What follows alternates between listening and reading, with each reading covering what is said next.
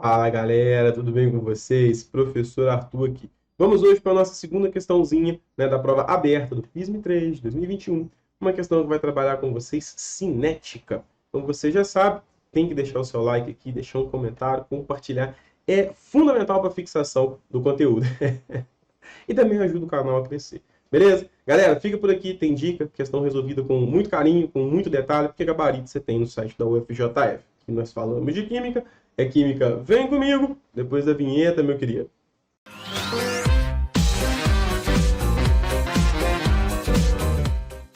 Olha só o que essa questãozinha traz pra gente, pessoal.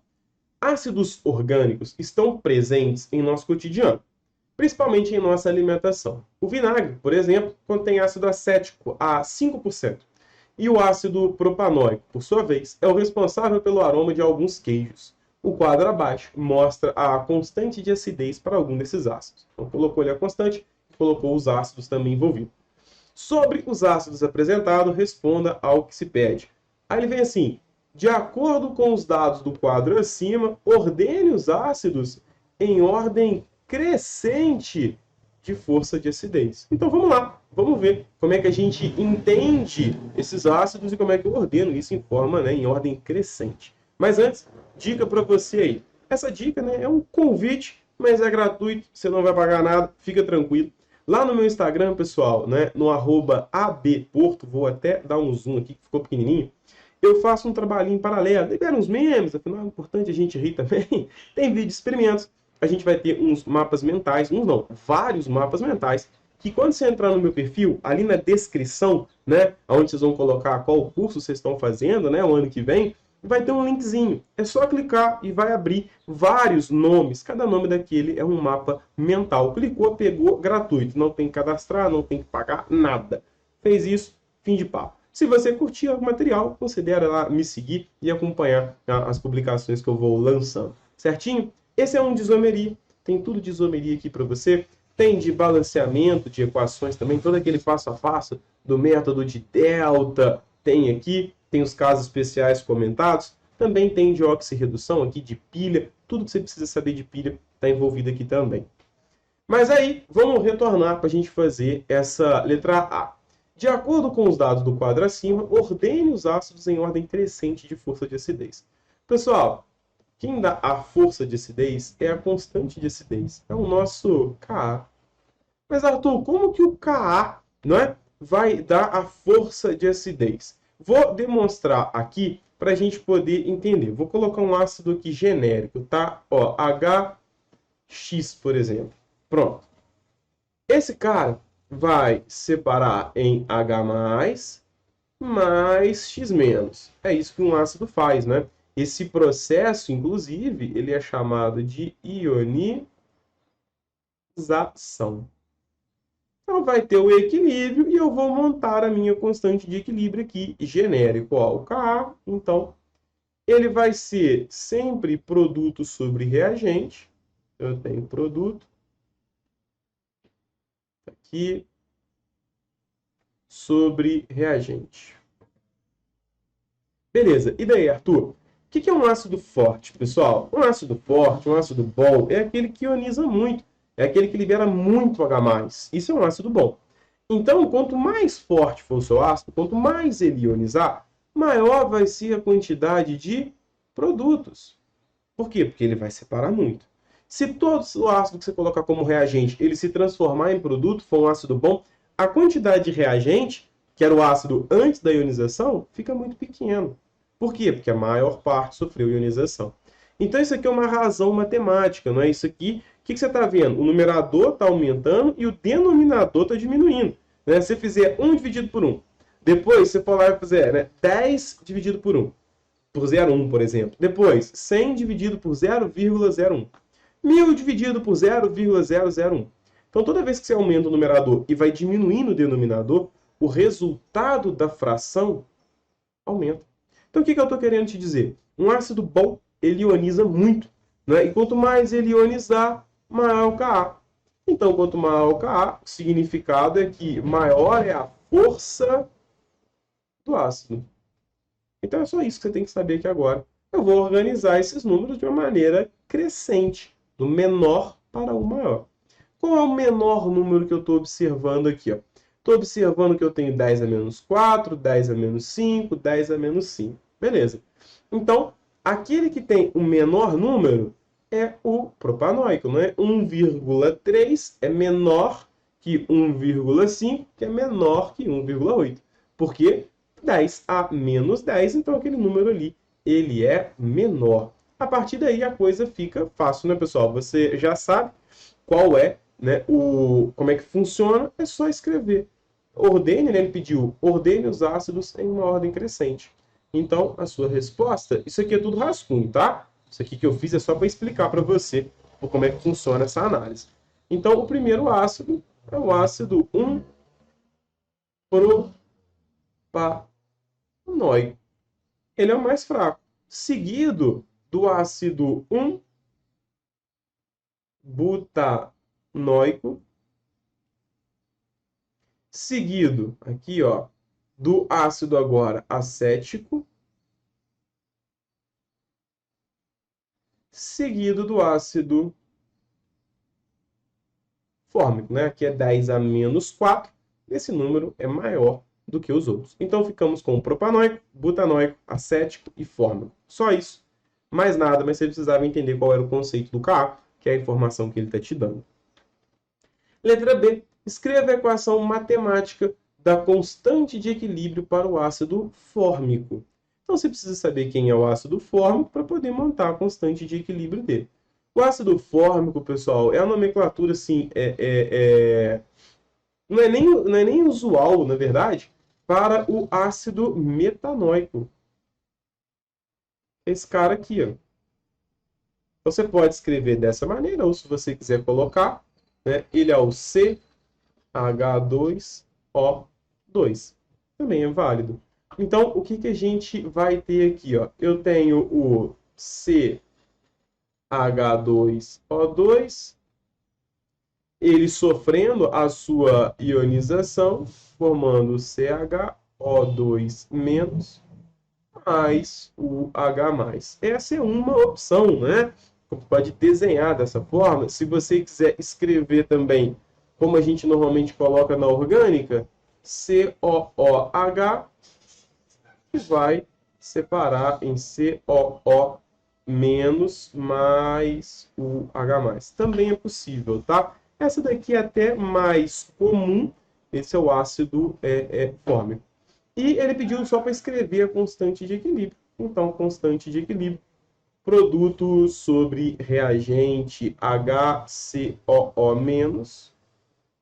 H+, e aí eu tenho H, concentração CO.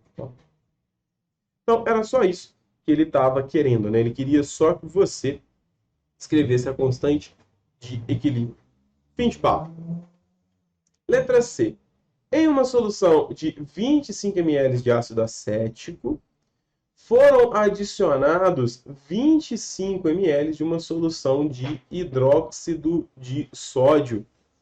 O pH final da solução será ácido, será neutro ou será básico?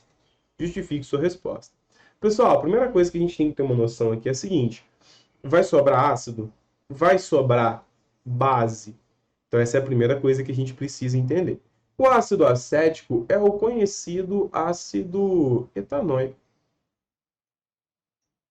Ao reagir com o hidróxido de sódio, uma reação de neutralização, né? O ácido libera o H+, fica o O-, e a base libera o OH- e fica o Na-. Beleza. Então, o que vai ser formado? A gente vai ter esse cara aqui, ó, mais água. Então, esse cara é o conhecido acetato ou etanoato. Beleza. Então, a primeira coisa que eu preciso saber é: sobra ácido? Sobra base? Porque aí eu vou saber. Pode ser um caso desse. Isso aqui, a princípio, pessoal, é uma mistura de soluções, né, em que os solutos reagem. É o caso ali, o suprassumo assim, das misturas de soluções. Uma matériazinha que pegou um pouco lá do primeiro ano, para você ter essa sacada. Então, qual é a estequiometria da reação? 1 para 1. Então vou descobrir primeiro aqui, né, o que está acontecendo. Vou calcular o número de mol. Repara, pessoal, que eles têm o mesmo volume, 25 com 25, e tem a mesma concentração. Então, aqui, as duas soluções vão ter o mesmo número de mol. Né? Concentração é número de mol sobre volume. Qual é a concentração? 0,1. Qual é o número de mols, sabendo que o volume é 25 vezes 10 a menos 3 litros. Então, o número de mols fica sendo 25 vezes 10 a menos 4 mol, ou, né, 2,5 vezes 10 a menos 3 mol. Isso para os dois. Então, veja, não tem excesso aqui. Não sobrou ácido e não sobrou base. Por quê? Se eu tiver 1 mol de ácido, né, vou colocar H aqui, ó, ácido acético, por exemplo. Eu preciso de 1 mol de hidróxido de sódio. Se eu usar 2,5 vezes 10 a menos 3 mol do ácido, eu também vou precisar de 2,5 vezes 10 a menos 3 mol da base. Então não há excesso de um nem de outro. Aí você vai pensar, então o meio é neutro. Fechou, acabou, está resolvido. Não. Por que o meio não é neutro, pessoal? É produzido acetato. O acetato vem de um ácido fraco. Esse cara não fica dessa forma. Vou trocar o slide para te mostrar. Quando eu tenho um ácido forte, por exemplo, um ácido clorídrico, ele separa exclusivamente em H+, mais Cl-. O que isso significa? O ácido clorídrico ele não volta a pegar um H+, e formar o cloreto, perdão, não pega o H+, e volta ao ácido clorídrico. Não existe isso. Um ácido forte ele tem um alfa, né, ionização de quase 100%. Não existe retorno. Agora, quando a gente tem, por exemplo, um ácido que é fraco, o que vai acontecer? Esse cara vai ter equilíbrio. Ele não retorna, ele não se torna 100% esse cara. Ele volta, ele vai querer retornar. Então, quando o acetato for formado em água, o seu ácido acético aqui vai originar o acetato ou etanoato. Quando ele entrar em contato com a água que está presente, pessoal, a gente vai ter a ideia de hidrólise daquele sal. Como assim, Arthur? Olha só, essa carga negativa aqui, ó, ela vai vir e vai pegar o H+ da água. Ela vai lá e vai capturar. Por que ela vai fazer isso? Porque esse ácido não é forte. Ele não ioniza 100%. Ele tem um equilíbrio químico. Ele volta a ser o ácido. Existe o caminho de volta. Num ácido forte, não existe o caminho de volta. Ele ioniza 100% e fica ali. E aí, acabou. Está resolvido, né? O cloreto não volta. Mas o acetato vem do ácido acético, vem do ácido fraco. Ele vai fazer o caminho de volta, ele vai voltar, parte dele, volta a ser o ácido acético. E daí? E daí que olha o que sobrou? OH-. Então aqui, ó, OH- aquoso. Então, quando você tiver ali, vou voltar, quando você pegar o seu ácido acético, neutralizar ele totalmente com hidróxido de sódio, vai sobrar o acetato. O que esse acetato vai fazer? O acetato vai entrar em contato com a água, né, e vai voltar parte dele a ser ácido acético. E nesse momento de volta, ele vai liberar hidroxila. Então, o seu meio vai ficar levemente básico. E a justificativa é exatamente isso aqui, ó.